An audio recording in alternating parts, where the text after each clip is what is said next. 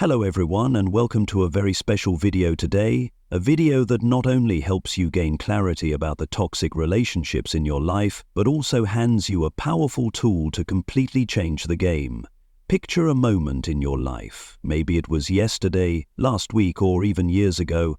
You're having a conversation with someone, a family member, a friend, or an ex, and suddenly something feels off.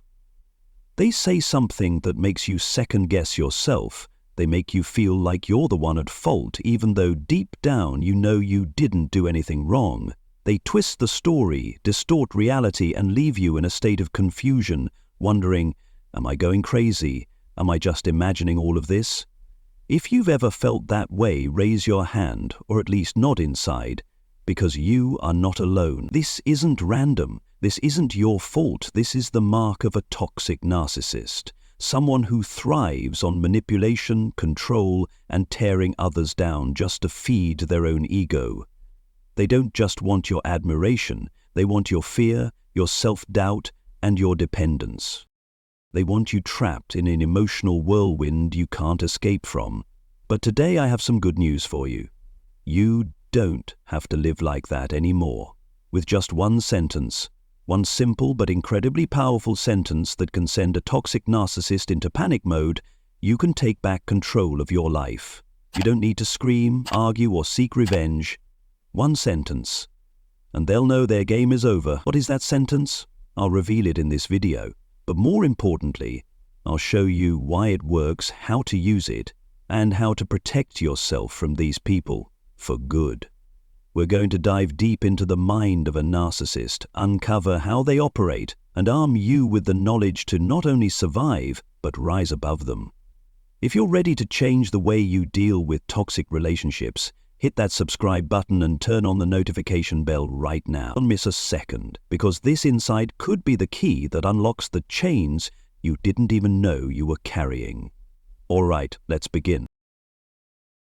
Before we dive into that powerful sentence, let's take a moment to truly understand who the toxic narcissist is.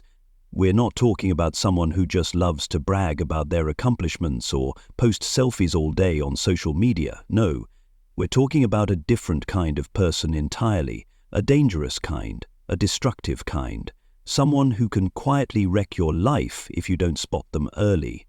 A toxic narcissist wears a mask. They can show up in your life in many forms. Maybe it's that friend who seems supportive but always leaves you feeling like you're not good enough. Maybe it's the romantic partner who says they love you, yet every word they speak cuts into your self-worth like a knife. Or maybe it's a family member, a parent, a sibling, who constantly makes you feel like you owe them something, even though they've never truly given you the respect you deserve. On the surface, they can be incredibly charming. They know how to say the right things, make you laugh, make you feel special, at least in the beginning. But that's all part of the act. If you look closer, you'll see that everything they do has one goal: control. They don't care about building a relationship based on love or respect. To them, you're not a person. You're a tool, something to be used to make them feel better about themselves. Think about this. Have you ever known someone who always made you feel guilty, even when they were the one in the wrong? For example, you tell them that something they did hurt you, and instead of apologizing, they say, "Why are you so sensitive? I didn't mean anything by it. You're just overreacting." Or maybe they clearly lied to you, but when you confront them, they turn it around and make you feel like the bad guy for even questioning them. That's how they operate. They twist reality. They make you doubt yourself, so you'll never feel safe calling them out. I used to have a friend like that. Let's call her Sarah. Sarah always came off as the best friend, always there when I needed her, always saying the right encouraging words. But every time I shared something meaningful, like a career win, she'd find a way to cut it down. "Oh, good for you, but I bet your boss gave you that project because nobody else wanted to do it." At first, I thought she was just being sarcastic. But then I realized, every time I felt confident, she pulled me back down. And if I ever brought it up, she'd say, "I'm just trying to help you. Why are you being so sensitive?" Before I knew it, I was questioning myself, wondering if I really was too sensitive or just imagining things. That's the power of a toxic narcissist. They're not strong in the way healthy people are, not emotionally, not mentally. They don't need to be. Their power comes from manipulating your mind, making you doubt your instincts, your memories, even your sanity. They need you to be confused, off balance and uncertain because that's how they keep control over you. But here's what matters. They're only powerful as long as you don't see the game they are playing. And today we're going to change that.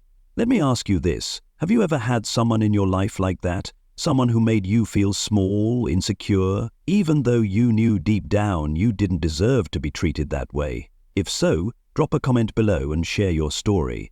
Because when we start to understand who the narcissist really is, we're already halfway to defeating them. Now we've come to the most important part of this video, the sentence that can make a toxic narcissist fear you forever. That sentence is, I see who you really are. Sounds simple, right? Just a few words. But don't let that simplicity fool you. This isn't a threat of violence or some dramatic shouting match you'd see in a movie. This is a powerful declaration that strikes right at their deepest fear, being exposed. And to understand why it works, we need to look deeper into how the narcissist operates. A narcissist lives in a fake world, one they've carefully constructed. They wear a mask, not a physical one, but a false persona designed to manipulate others. One day, they might play the hero, saving you from a problem they secretly created. Another day, they'll play the victim, making you feel guilty for not doing more. Or maybe they act like the smartest person in the room. Always right, always superior, but every single one of these roles has a purpose, to make you believe their story. They need you to believe they're good, important, irreplaceable, because if you don't, their entire world collapses. So when you say, I see who you really are, what are you doing? You're telling them the game is over. You're no longer fooled by their lies, their tactics, their control. You see through the mask, and behind it, there's no hero, no victim, just a manipulator, someone who destroys others to feel better about themselves. Picture this moment. You're standing in front of them, maybe in a tense conversation, maybe after they've tried for the 100th time to make you feel guilty. You look them straight in the eye and say, I know who you are. I know what you're doing. I see who you really are. How do you think they'll react? They won't laugh it off. They won't shrug and walk away like nothing happened. No, you'll see a flicker of panic flash across their face. Maybe it's a quick blink, a tightened jaw, or an unusual silence. Why? Because in that moment they realize they no longer control you. I tried this once with Sarah, the friend I mentioned earlier. After months of her making me doubt myself, I decided to confront her. One day, when she tried once again to diminish one of my small successes, I stopped. I looked her straight in the eye and said, Sarah, I see who you really are. You're not my friend. You just want me to feel small so you can feel better about yourself. And you know what happened? She said nothing for a few seconds, which was rare for someone who always had something ready to say. Then she started to stumble over her words, trying to accuse me of being selfish. But I could see the panic in her eyes. For the first time, I felt powerful in front of her. Why is this sentence so powerful? Because it takes away the one thing a narcissist depends on most, the illusion of power. They don't fear you because you're loud or aggressive or defiant. They fear you because you see them clearly.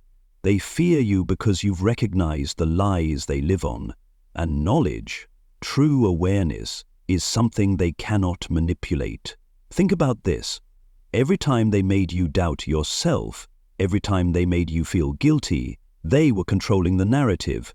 They were writing the script, and you were the lead character, but not in a good way. You were always wrong, always apologizing, always trying to prove yourself. But when you say, I see you, you rip up that script. You tell them you're no longer a character in their show. You're not playing by their rules anymore, and that terrifies them. Now, I want you to think about someone in your life. Who is the narcissist you've been dealing with? What have they done to make you doubt yourself? And what would happen if you stood in front of them and said those words? You don't have to do it today, but Imagine how that would feel, to take back your power with just a few simple words. We'll talk more soon about how to do this safely and effectively, but first, let's go even deeper into why they fear you. Now we need to understand why a simple sentence like, "I see your true self," holds such immense power. To do that, we must look into the true nature of the malignant narcissist and what really terrifies them. A narcissist doesn't have real power. Let me explain. When you think of someone strong, you probably picture someone confident, independent, someone who doesn't need validation from others to feel good about themselves. But a narcissist is the complete opposite. They're not strong, not mentally, not emotionally, and certainly not spiritually. They don't need to be. Their power comes from somewhere else, controlling perception. They control how others see them, and more importantly, how you see yourself. They distort reality to keep you confused. They make you doubt your memory. Did I remember that wrong? Did that really happen? They make you question your instincts. Am I overreacting? They even make you doubt your sanity. Am I crazy for thinking they're doing this to me? That's how they operate. They need you disoriented, because when you're unsure of reality, you're easier to control. But deep down, they fear one thing: being exposed. They're terrified that one day, someone will see through the mask and witness their real self. Not the hero, not the victim, not the genius, but an empty shell. Someone who survives by manipulating others to hide their own weakness. When you say, "I see your true self," you make that fear real. You don't just expose them to the world, you expose them to themselves. And that's what they cannot handle. Think of it like a power game. For a narcissist, everything revolves around controlling the narrative. They need you to believe they're good, important, infallible. They need you to believe that you are the one at fault, that you need to change, that you need to apologize. But when you say, "I see you," you shatter that narrative. You're telling them you no longer believe their lies. You're no longer part of the fake world they've built. And in that moment, they lose the only thing that holds them together: control. I remember another time with Sarah. After our first confrontation, she tried to come back a few weeks later, pretending nothing ever happened. She texted me, said she missed me, that she just wanted to be better friends. But I had already seen her for who she was. I replied, "Sarah, I don't need your apology. I see who you are, and I don't want to continue this relationship." You know what she did? She didn't apologize. She didn't try to explain. She just went silent and disappeared from my life. Why? Because she knew I was no longer someone she could manipulate. They're not afraid of confrontation or arguments. In fact, they love it. They love when you scream, when you cry, when you try to explain yourself, because when you do, you're still playing their game. They can twist your words, make you feel like you're the one at fault, and drag you right back into their chaos. But what they fear is truth. They fear someone who can look them in the eye and say, "I know what you're doing, and I'm not playing anymore," because truth is the one thing they can't manipulate. Picture the narcissist as someone standing on a stage. They're the main actor, and you're the audience. They need your applause, they need you to believe in their performance, but when you say, "I see you," you stand up and walk out of the theater. You're no longer the audience. And without anyone watching, their play becomes meaningless. That's why they fear you. Not because you're stronger, not because you're louder, but because you saw them. And once you see clearly, you can never be fooled again. When you say, "I see your true self," don't expect the narcissist to quietly accept it and walk away. No, that's not how they operate. A narcissist never goes down without a fight. They will react, and their reaction will show you just how terrified they really are. The first response is usually anger. They'll lash out, accuse you of being a liar, a traitor. They'll call you crazy, paranoid, anything to make you doubt yourself. I remember when I told Sarah I saw her for who she really was. She immediately fired back, "You're so selfish. I did everything for you, and this is how you treat me?" She tried to make me feel like the villain, like I had betrayed a beautiful friendship, even though she was the one constantly making me feel small.